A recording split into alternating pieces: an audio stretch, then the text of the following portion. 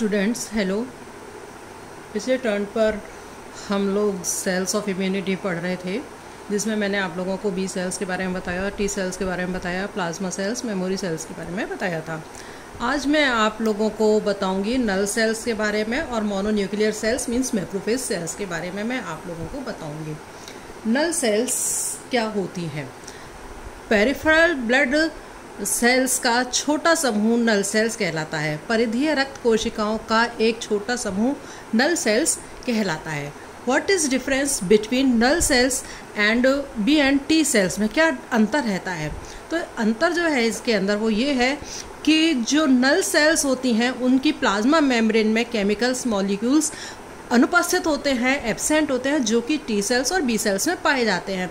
और दूसरा जो डिफरेंस है वो ये है कि इनमें स्पेसिफिक एंटीजन रिसेप्टर्स जो हैं अनुपस्थित होते हैं, जो कि बी सेल्स और टी सेल्स में पाए जाते हैं। क्योंकि इनके अंदर ना तो केमिकल मॉलिक्यूल्स पाए जाते हैं, ना ही इनके अंदर एंटीजन रिसेप्टर्स उपस्थित होते हैं, इसलिए इनमें जो प्रतिरक्षीय विशिष्टता एवं मेमोरी जैसे जो लक्षण हैं वो इनके अंदर नहीं पाए जाते हैं। मींस स्पेसिफिसिटी नहीं पाई जाती है नल सेल्स के अंदर, और मेमोरी भी नल सेल्स के अंदर नहीं पाई जाती है। इन्हीं सेल्स का एक फंक्शनल समूह नेचुरल किलर सेल के रूप में काम करता है।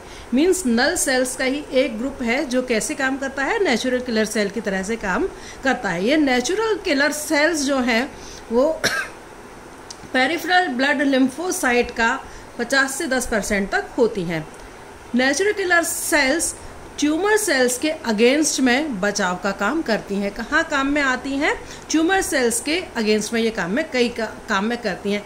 कई बार ये नॉन स्पेसिफिक प्रतिरक्षी जो स्वतंत्र प्रक्रियाओं में ये ट्यूमर सेल्स के साथ में प्रत्यक्ष संपर्क बनाती हैं। मींस जो एनके सेल्स हैं, नेचुरल किलर सेल्स हैं, वो ट्यूमर सेल्स के साथ में डायरेक्ट कांटेक्ट के अंदर आ जाती हैं। कुछ नेचुरल किलर सेल्स के अंदर CD16 होता है। मींस कुछ नेचुरल किलर्स में CD16 नहीं पाया जाता है, क्योंकि कुछ सेल्स में नेचुरल किलर के अंदर CD16 पाया जाता है, जो कि एक तरह से IgG के लिए रिसेप्टर का काम करता है। तो ये एनके किलर सेल्स जो हैं वो ट्यूमर कोशिकाओं की सतह पर उपस्थित जो एंटी ट्यूमर एंटीबॉडीज होती हैं उनके साथ में ये बाइंड हो जाती हैं। तो यहाँ पर आप ध्यान दोगे, एक तो CD16 सेल्स हैं जिनसे कि जो कि IgG के लिए एक तरह से रिसेप्टर का काम करती है। तो यहाँ पर टी सेल्स भी काम में आ रहे हैं और यहाँ पर एंटीबॉडीज भी काम में आ रही हैं। इस वजह से इसको कहा गया है कि ये विशिष्ट प्रक्रिया antibody dependent cell mediated cytotoxicity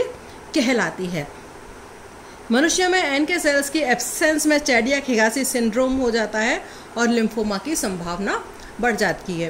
ठीक है, तो यहाँ पर आप लोगों को दो चीज़ें मैंने आपको बताई हैं। एक तो नल सेल्स, क्या डिफरेंस होता है नल सेल्स में बी और सी सेल्स के कंपैरिजन में, और नेचुरल किलर सेल्स क्या होती हैं और वो कैसे काम करती हैं। तो मीडिएटेड है टी सेल्स भी यहाँ पर काम में आती हैं, और एंटीबॉडीज़ भी एनके किलर जो सेल्स होती हैं, एनके सेल्स होती हैं, वहाँ पर ये एंटीबॉडीज़ भी काम में आती हैं। और ये विशिष्ट process antibody dependent cell mediated cytotoxicity कहलाती है। दूसरा हम यहाँ पर पढ़ेंगे मोनोन्यूक्लियर सेल। मोनोन्यूक्लियर सेल जो फेगोसाइटोसिस सिस्टम में है, ब्लड में उपस्थित जो मोनोसाइट्स होती हैं और टिश्यूज़ में उपस्थित मैक्रोफेज होती हैं। जब हम लोगों ने अभी पिछले टर्न पर माइलॉइड सेल्स पढ़ी थी, उनसे मैंने आपको बताया था कि माइलॉइड से ग्रेन्युलोसाइट, मोनोसाइट, प्रोजेनेटर सेल्स का जो निर्माण होता है। ठीक है, इन प्रोजेनेटर सेल्स से ये विभेदित होकर के प्रोजेनेटर सेल्स विभेदित होकर के क्या बनाती हैं? प्रोमोनोसाइट में चेंज हो जाती हैं। और प्रोमोनोसाइट जो है बोन मैरो से फिर ब्लड स्ट्रीम में आता है, और ब्लड स्ट्रीम में ये मैच्योर होती हैं, और मैच्योर होने के बाद में जो ये प्रोमोनोसाइट है वो मोनोसाइट में परिवर्तित हो जाता है। ब्लड में मोनोसाइट कोशिकाएं 8 घंटे तक परिवहत सर्कुलेट होती रहती हैं, और उसके पश्चात ये टिश्यूज़ में चली जाती हैं, और टिश्यूज़ में विभेदित होकर के यही मोनोसाइट सेल्स मैक्रोफेज सेल्स कहलाती हैं। तो कहने का क्या मतलब है, जब कोई मोनोसाइट सेल ब्लड के अंदर होती है तब तक हम उसको मोनोसाइट सेल कहते हैं, लेकिन जब वो टिश्यूज़ के अंदर चली जाती है ब्लड से सर्कुलेट करके, तब हम उसको मैक्रोफेज सेल कहते हैं। वो परिवर्तित होकर के, विभेदित होकर के फेज सेल के अंदर चली जाती है। व्हाट इज क्या चेंजेस आते हैं मैक्रो सेल्स में, मोनोसाइट सेल्स में और इसमें मैक्रोफेज सेल्स के अंदर। मीन्स कोई सेल जब मोनोसाइट से मैक्रोफेज में कन्वर्ट होती है तो क्या क्या डिफरेंस जो है वो उसके अंदर आते हैं। सबसे पहले जो है साइज़ में अंतर आता है, कोशिकाएं 5 से 10 गुना बड़ी हो जाती हैं एंड कॉम्प्लेक्सिटी जो है टिश्यूज़ की वो बढ़ जाती है एंड फैगोसाइटोसिस की जो क्षमता है वो भी इनके अंदर बढ़ जाती है। लाइटिक एंजाइम्स का जो सीक्रेशन है वो भी इनके अंदर बढ़ जाता है। इसके अलावा जो मैक्रोफेजेस सेल्स मैंने आप लोगों को पहले भी बताया था कि संपूर्ण बॉडी के अंदर फैली रहती हैं। इनमें से कुछ सेल्स वैंडरिंग होती हैं और कुछ सेल्स फिक्स्ड होती हैं। इस तरह से ये दोनों वैंडरिंग और फिक्स्ड सेल्स आप मिल करके एक रेटिकुलर एंडोथेलियल सिस्टम का निर्माण करती हैं।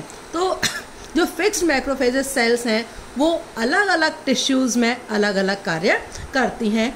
इनके कार्य इनकी टिश्यूज़ की उपस्थिति के आधार पर, टिश्यूज़ की स्थिति के आधार पर जाने जाते हैं। जैसे कि एल्यूलर मैक्रोफेज फेफड़ों में पाई जाती है, हिस्टियोसाइट्स कनेक्टिव टिश्यूज़ में पाया जाता है, कफर सेल्स यकृत में पाई जाती हैं एंड मेसोजियल सेल्स वृक्क में पाई जाती हैं एंड माइक्रोग्लियल सेल्स जो हैं वो मस्तिष्क के अंदर पाई जाती हैं। ठीक है। नाउ जो मैक्रोफेज सेल्स जो हैं, जब कोई एंटीजन इसमें प्रवेश नहीं किया होता है अपने शरीर के अंदर, तो जो मैक्रोफेज सेल्स हैं वो विश्राम अवस्था में रहती हैं। मीन्स वो कोई एक्टिविटी नहीं कर रही होती हैं। लेकिन जैसे ही कोई उनको स्टिमुलेशन मिलता है, मीन्स कोई एंटीजन एक्टर वो एंटर करता है शरीर के अंदर, तो जो मैक्रोफेज सेल्स जो हैं वो एक्टिव हो जाती हैं। तो फैगोसाइटोसिस द्वारा प्रवेश करने वाला जो एंटीजन है, सबसे पहले वो एक सामान्य प्रेरक की तरह से काम करता है। साथ ही सक्रिय T4 सेल्स जो होती हैं वो T4 सेल्स साइटोकाइंस का सीक्रेशंस करती हैं, गामा इंटरफेरॉन्स का सीक्रेशन होता है। इनके कारण भी जो मैक्रोफेज सेल्स हैं वो सक्रिय होकर के अपना कार्य करती हैं। तो मैक्रोफेज सक्रिय होने का कारण एंटीजन्स का प्रेजेंट होना हो सकता है, साइटोकाइंस का सीक्रेशन हो सकता है, गामा इंटरफेरॉन्स का कारण भी हो सकता है। तो जो रेस्टिंग मैक्रोफेज की तुलना में जो एक्टिव मैक्रोफेज सेल्स हैं वो पैथोजेंस को हटाने के अंदर अधिक प्रभावी होती हैं, क्योंकि सक्रिय अवस्था में जो फैगोसाइटोसिस की क्षमता हो जाती है वो अधिक होती है। इसमें जो इन्फ्लेमेटरी मीडिएटर्स हैं उनका सीक्रेशन ज़्यादा होता है। टी सेल्स की जो को एक्टिव करने की जो क्षमता होती है वो भी इनके अंदर ज़्यादा हो जाती है।